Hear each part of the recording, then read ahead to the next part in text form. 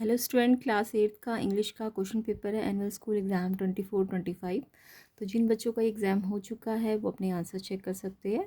तो अभी हम इसके सोल्यूशन करेंगे। तो एग्ज़ाम कैसा गया ये भी कमेंट करना। तो इसका सेक्शन ए देखेंगे सबसे पहले, फिर सेक्शन सी और डी को भी देखेंगे। तो सेक्शन ए में देखो एक पैसेज आया हुआ था, तो पैसेज को आपको रीड करना था। मैं जस्ट इसके आंसर बता रही हूँ। तो आई होप एग्ज़ाम अच्छा गया हो। बताना ईजी था, डिफ़िकल्ट था।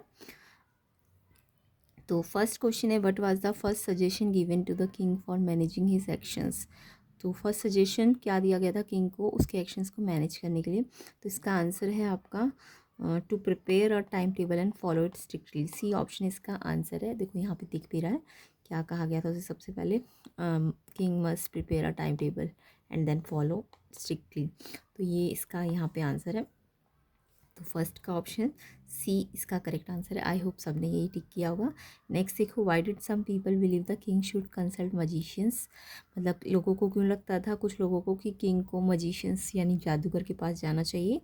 तो यहाँ पे इसका आंसर है magician could predict the future. Magician क्या कर सकते हैं, वो फ्यूचर को प्रिडिक्ट कर सकते हैं। तो ए ऑप्शन इसका आंसर है, ताकि डिसीजंस क्विकली लिए जा सके, जल्दी लिए जा सके। तो ए ऑप्शन इसका आंसर है कि मजिशियन प्रिडिक्ट करते हैं फ्यूचर को। नेक्स्ट देखो, what was the king trying to determine in the passage. King क्या चाहता है इस पैसेज में, तो वो क्या चाहता है, वो चाहता है राइट टाइम फॉर एक्शन की, एक्शंस के लिए राइट टाइम लिया जाए, लेट ना हो जाए, एक्शन लेने में लेट ना हो जाए। तो राइट टाइम चाहता है एक्शन का। ए ऑप्शन इसका करेक्ट आंसर है। नेक्स्ट देखो, why did some people think a council was needed. लोगों को क्यों लगता था कि काउंसिल ज़रूरी है।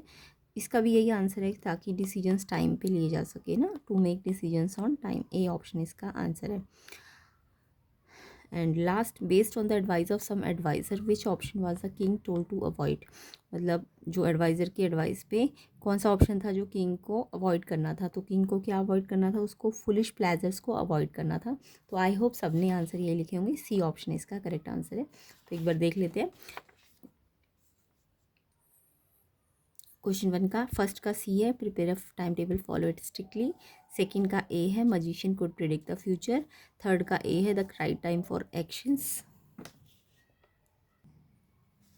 एंड थर्ड का भी ए है, the right time for actions. Fourth का to make decision on time. तो to make decision on time आपका ऑप्शन है ए, इसका भी ए ही ऑप्शन है।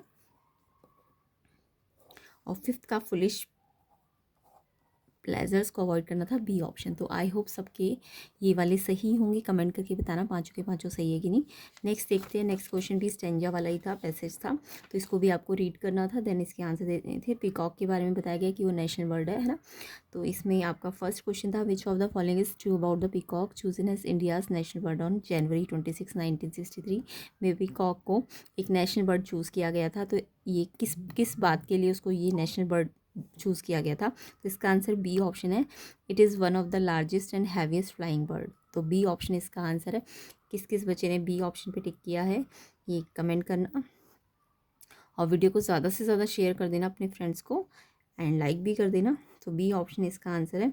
विच of the following describe the peacock physical characteristic. यहाँ पे बोला है पीकॉक का फिजिकल करेक्टरिस्टिक क्या क्या डिस्क्राइब करता है। तो उसका जो बॉडी है वो लार्ज है, और उसकी नेक कैसी है, लॉन्ग है। तो यहाँ पे देखो ये क्यों नहीं है, शॉर्ट नेक नहीं है, ये गलत है। और बीक भी उसकी स्मॉल होती है, तो ये भी गलत है। बीक स्मॉल होती है, यहाँ पे देखो लिख भी रखा है। लार्ज बॉडी, बीक स्मॉल है, और लॉन्ग नेक है। तो लॉन्ग नेक है और लार्ज बॉडी है, तो इसलिए इसका आंसर आपका बी ऑप्शन में ठीक है, large body and long neck. जिस जिस बच्चे ने टिक किया इस ऑप्शन पे उनका बिल्कुल ठीक है, एंड आई होप सब ने किया होगा। Where is the peacock commonly found in India. Next है थर्ड, पीकॉक फाउंड कहाँ कहाँ मिलते हैं इंडिया में। तो ये फॉरेस्ट एंड एग्रीकल्चर एरिया में मिलते हैं। सी ऑप्शन इसका आंसर है, फॉरेस्ट एंड एग्रीकल्चर एरिया।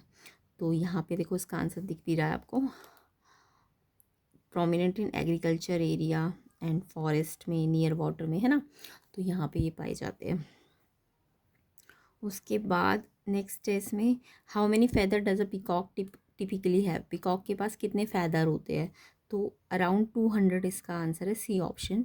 यहाँ पे लिखा है इसको, अराउंड 200 सिल्की फैदर्स, है ना। तो ये इसका आंसर है सी ऑप्शन, अराउंड 200। नेक्स्ट देखो, what historical use did peacock feathers है। हिस्टोरिकल यानी पास्ट में इनको पिकॉक के जो फेदर्स होते थे उनका क्या यूज़ किया जाता था। तो यहाँ बी ऑप्शन ठीक है, they were use for writing by soaking them in ink. यानी इनके जो फैदर होते थे उनको राइटिंग में यूज़ करते थे, इनको इनके फैदर को पहले इंक में सोक करते थे और फिर लिखते थे। तो यहाँ से इसका आंसर पता चल रहा है हिस्टोरिकल, ये लिखा historically peacock feather were even use for writing by dipping them in the ink, है ना। तो ये इसका आंसर है। तो आई होप सबके यही आंसर होंगे। तो एक बार फिर से डिस्कस कर लेते हैं इनको। सेकंड का फर्स्ट है B, it is one of the largest and heaviest flying birds. And second का आपका बी है, large body and narrow long neck. Third का सी है, forest and agricultural areas. Fourth का सी है, अराउंड 200। फिफ्थ का B है, they were use for writing by soaking them in ink. तो ये इसके आंसर्स है। तो आई होप ये वाले भी आपके सारे सही होंगे।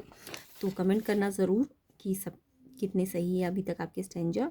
नेक्स्ट सेक्शन बी में राइटिंग आया था। यहाँ पे आपको बोला गया था आप प्रियांशी हो, हाउस कैप्टन हो, class 8 of summer public school. Letter लिखना था प्रिंसिपल को, requesting him to invite a renowned artist for a talk about various art form to develop interest among student. तो ये एक लेटर लिखना था, है ना।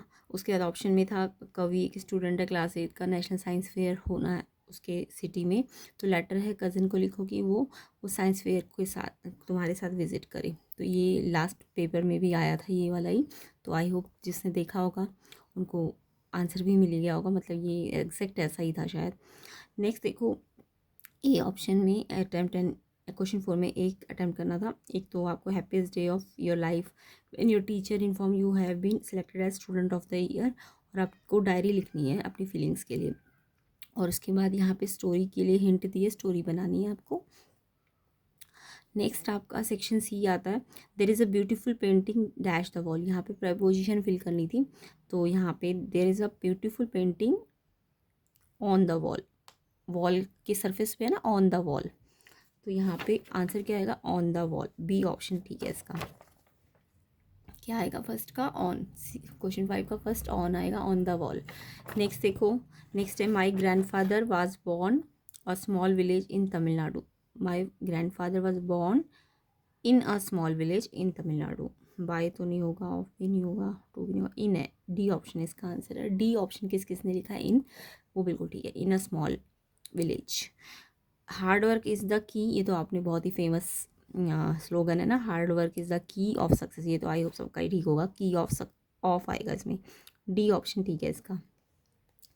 नेक्स्ट देखो, डिस्ट्रीब्यूट दिस चॉकलेट। कल ही बताया था ये मैंने, जब भी कोई चीज़ डिस्ट्रीब्यूट करते हैं या डिवाइड करते हैं, है ना, तो अगर बहुत सारों लोगों में करते हैं, फ्रेंड्स में, दो में करते हैं तो बिटवीन लगता है, बट ज़्यादा में करते हैं तो मैंने बताया था अमंग। तो ये लास्ट टाइम भी बताया था, अमंग आएगा इसका आंसर, बी ऑप्शन।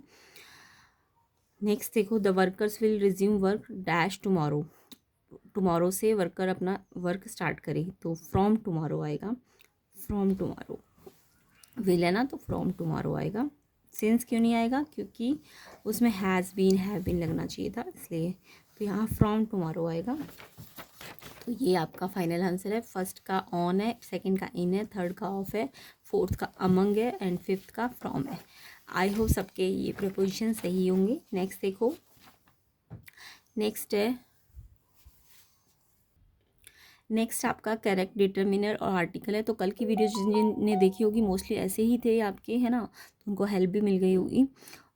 तो एक दिन पहले की वीडियो ज़रूर देखा करो ताकि आपको अपने पेपर में हेल्प मिले, खासकर इवनिंग शिफ्ट वाले बच्चे।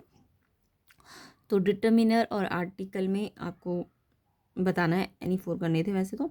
Dash building a smaller than your, मैंने ये भी कल ही बताया था आपको। दियर और दियर, ये दियर जगह के लिए होता है और ये दियर उनका, तो उनकी बिल्डिंग स्मॉलर है आवर से, तो ये दियर, ये एग्जैक्ट फर्स्ट वाला यही आया था दियर, बट सेंटेंस थोड़ा चेंज था।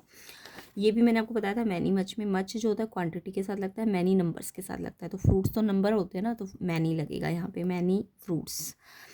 आई वेंट टू डैश एन या a college, college consonant C है ना, सी से स्टार्ट हुआ है, ए आएगा इसमें, ए। डैश ईच ऑल, ये भी मैंने आपको कल बताया था, ईच ऑल जब भी आपको एक टीम हो, ग्रुप हो, तो उसमें जब भी बोला जाए तो ईच लगता है। तो each member of the team was called on the stage, each आएगा इसका आंसर। आर डैश योर बुक्स, तो बुक्स ज़्यादा है ना, बुक्स, तो प्लूरल में दीज आएगा, THESE। तो आई होप सबका यही आंसर होगा। और कल जिन्होंने वीडियो देखी होगी उनको बिल्कुल बिल्कुल ईजी लगा होगा ये वाला, तो सारी ईजी लगे होंगे। देयर फर्स्ट का, सेकंड का मैनी, थर्ड का ए, फोर्थ का ईच एंड फिफ्थ का दीज। तो आई होप सबका यही लिखा हो, है ना। तो वीडियो को ज़्यादा से ज़्यादा शेयर ज़रूर करना अपने फ्रेंड्स को, ताकि उन्हें भी अपने आंसर मिले एंड नेक्स्ट ईयर वाले बच्चे को हेल्प मिले। तो इसलिए वीडियो को ज़्यादा से ज़्यादा शेयर करना। 7th क्वेश्चन देखो, fill in the blanks with the correct modal verb. अब आपको इसमें मॉडल वर्ब डालनी थी, तो ये वाले भी मोस्टली कल ही आए थे, कल वाली वीडियो में। तो इवनिंग शिफ्ट वालों को तो आराम से हेल्प भी मिल जाती है एक दिन पहले का पेपर देख के, क्योंकि ज़्यादातर ग्रामर हल्का फुल्का चेंज होता वही है। Student dash pass an entrance exam to study in this school, at this school. तो student pass an entrance exam, तो स्टूडेंट को पास करना पड़ेगा entrance exam to study at this school. तो ये भी कंपल्शन है ना, कंपल्शन के लिए मस्ट लगता है, मस्ट आएगा इसमें। Sunny dash sing like a pro by the age of 1।